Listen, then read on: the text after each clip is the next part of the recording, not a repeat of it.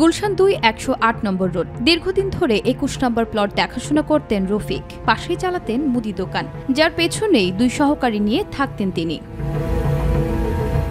বৃহস্পতিবার রাত থেকেই 3 জনের খোঁজ পাচ্ছিল না স্বজনরা। শনিবার সকালে দোকান বন্ধ পাওয়া গেলে রুমে চলে খোঁজাখুঁজি। মেলে রফিক আর সাব্বিরের রক্তাক্ত মরদেহ। 2 জন মারা গেছে, একজন মালিক আর একজন কর্মচারী, আর একজন কর্মচারীকে পাওয়া যাচ্ছে না।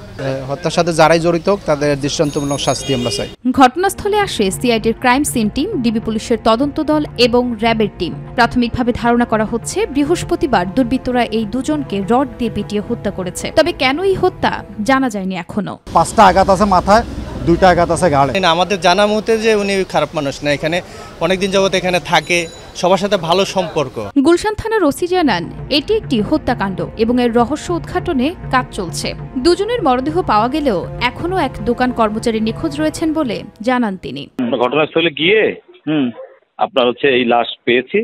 এখানে সিআইডি ক্রাইম সিন আসছে, ডিবি র্যাব সবাই আসছে, এসে আমাদেরকে অ্যাসিস্ট করছে। হপিয়ে জখম করে হত্যাকাণ্ড। আমরা চেষ্টা করতেছি এই মূল রহস্য উদ্ঘাটনের জন্য। পরে মরদেহ দুটির ময়নাতদন্তের জন্য হাসপাতালের মর্গে পাঠানো হয়। নুসরাত শারমিন, মাই টিভি, ঢাকা।